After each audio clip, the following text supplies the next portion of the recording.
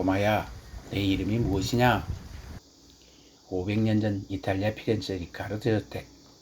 이곳의 지도자 로렌조 데 메디치가 조각에 열중인 13살 먹은 어린이에게 묻습니다.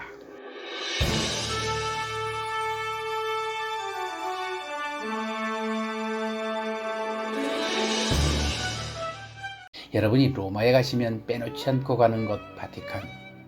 그곳에 많은 분들이 천지창조라고 알고 있는 시스티나 예배당 천장화, 아직도 그 천장화를 보기 위해 세계 각국에서 수많은 사람들이 줄을 서서 기다립니다.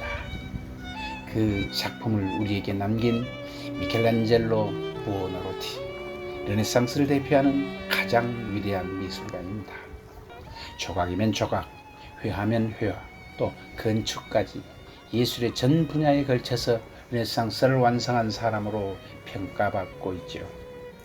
뿐만 아니라 라파엘로, 카라바조 등 피렌체와 로마의 쟁쟁한 화가들 모두가 그의 가르침을 따랐고, 이것이 훗날 유럽 전역의 아카데미 미술이라고 불리는 것으로 자리 잡았고, 이후 400년 동안 서양 미술을 지배한 사람이라고 불립니다.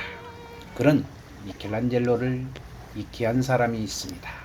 어린 시절 우리가 누구를 만나느냐에 따라서 그 사람의 일생이 좌지우지 되는 것을 봅니다. 특히 우리 인류사에 큰 발자국을 남겼던 대가들의 경우는 더합니다. 서양 미술사에 큰 획을 그었던 미켈란젤로 부오나로티, 그리고 서양 음악사에 또 아름다움을 선사했던 드보르작의 경우가 그렇고, 우리 한국 근현대 미술을 이끌었던 우리 이중섭 화백의 경우도 그렇습니다. 장도에서 들려드리는 예술가 열전. 미켈란젤로의 5대조 할아버지는 자그마한 땅의 영주였습니다. 돈뒷뼈대가 좀 있는 집안으로서 중세 유럽 영주의 후손입니다. 그러나 아버지 댁에 와서 가세가 기울어집니다. 어머니가 또 몸이 약해서 그가 6살 때 세상을 떠납니다. 어린 시절 유모의 손에서 자랍니다. 그를 키워준 유모의 남편의 직업이 돌을 다루는 석공이었습니다. 어린 미켈란젤로가 무엇을 보고 자랐겠습니까? 아기 때부터 돌멩이, 작은 망치들을 가지고 놀지 않았겠습니까? 로렌조 데 메디치와의 인연이 어떻게 될까요? 피렌체 공국뿐만 아니라 로마에까지 그 영향력을 행사하던 메디치 가문.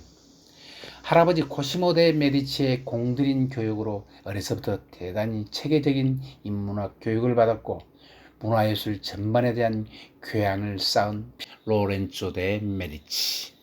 피렌체의 지도자이지만 웬만한 예술과 못지않은 미술 감시관을 가지고 있었다고 합니다.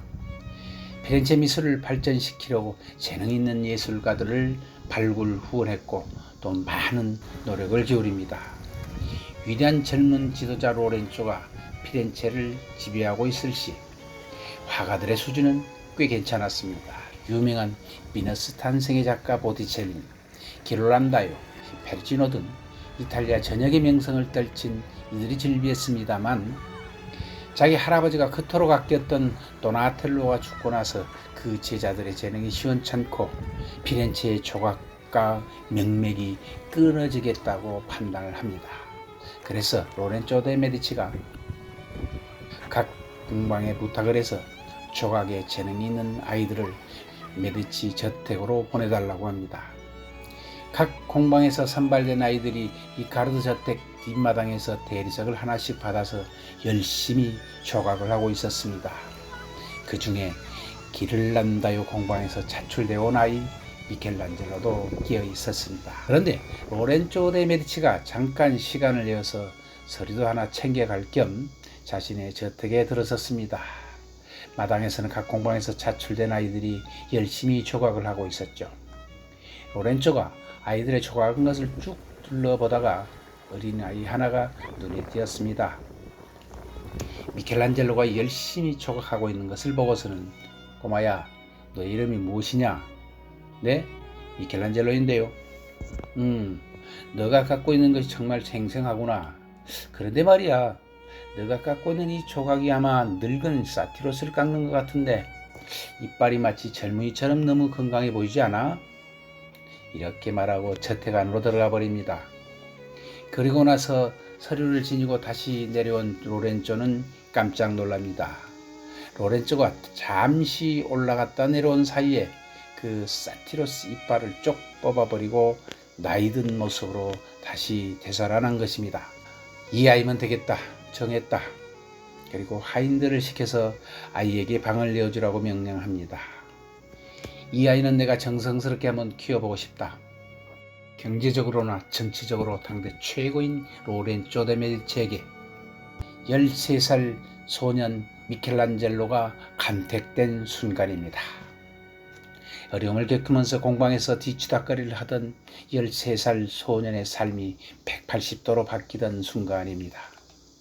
후일 자식보다 더 챙기고 마치 양자처럼 키우면서 로렌조 데 메디치 본인이 할아버지에게 교육을 받던 그대로 피렌체의 최고의 학자들 그리고 시인들을 선생님으로 불러서 개인 교습을 시킵니다. 조각가는 깎기만 잘해서는 안 된다는 그의 지론입니다. 그것뿐 아닙니다. 당시 교회법으로 금지되었던 신체 해부의 참관도 시켜주었으니 말입니다. 특급 교육을 시켜준 것이지요. 로렌조 데 메디치가 갑자기 사망한 1492년 그의 나이가 16살 3년 이상 이 특수 교육을 받은 소년은 기대를 저버리지 않습니다. 89세에 세상을 떠나기 전까지 인류에게 큰 영감을 주는 걸작들을 남겼으며 400년 이상 서양 미술을 지배한 사람으로 평가받고 있습니다. 또 다른 흑수저 드보르작, 체코 음악의 다양한 가능성을 꽃피우고 그것을 세계 음악으로 승화시키는데 결정적으로 기여했던 음악가 드보르작. 풍부하고 아름다운 선율의 곡들로 전 세계 사람들의 마음을 사로잡은 음악가였습니다. 그는 체코, 당시는 오스트리아 헝가리 제국 지배하였던 보헤미안 왕국 프라하에서 그리 멀지 않은 시골 마을 넬레오자베스에서 1841년 태어납니다. 작은 간이역 수준의 역에서 걸어서 약 5분 거리에 그의 아버지는 작은 여관과 정육점을 경영했고 그 어머니는 인근에 있는 롭코비츠 성에서 일하던 집사의 딸이었습니다. 집 앞 성당에서 소년 성가대에서 노래를 불렀고 시골 학교 선생님으로부터 바이올린을 배웠는데 그가 음악 교육을 받은 것이 이것이 전부였습니다. 11살 때 학교를 그만두고 아버지 가업인 정육점 일을 도와야 했기 때문입니다. 드보르작이 12살 되었을 때 그에게 가업을 물려줄 생각으로 정육점 면허에 필요한 독일어를 습득하도록 가까운 소도시 질로니제에 보내집니다. 그는 자신의 일생의 진로를 완전히 바꿔놓을 은인을 만나게 됩니다. 면허를 얻기 위해서는 독일어 공부가 필요했습니다. 그래서 젤라네베스에 가까운 시골 도시로 유학을 갑니다. 거기에서 그는 운명의 만남을 합니다. 독일어 선생님이자 오르간 연주자인 리만을 만나게 됩니다. 안토닌 리만이라는 선생님입니다. 선생님은 드보르작에게 음악 이론을 비롯해서 오르간과 피아노 연주법에 대해서도 가르치면서 그의 비상한 재능을 알아봅니다. 그는 독일어를 가르치면서 드보르작이 음악가의 길을 가도록 부모님을 설득합니다. 그리고 그의 외삼촌에게 경제적 후원을 부탁합니다. 드보르작은 16살 나이에 청운의 꿈을 안고 그가 그토록 좋아하던 열차에 몸을 싣고 수도 프라하로 음악 여정을 떠나게 됩니다. 이후 어느 날까지 우리는 그의 신세계에서의 교향곡을 들을 수가 있습니다. 이중섭 그는 소학교를 졸업하고 여가가 있는 평양고등보통학교에 시험을 쳤으나 낙방을 합니다.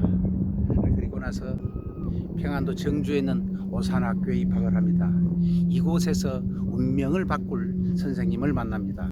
그곳에서 미국 예일대 미대를 수석 졸업한 임용년 선생님과 프랑스 유학에서 돌아온 백남솜 부부에게 미술 교육을 받고 임용년 선생님은 이중섭의 재능을 알아보고 이중섭에게 미술가의 길로 갈 수 있는 길을 닦아줍니다.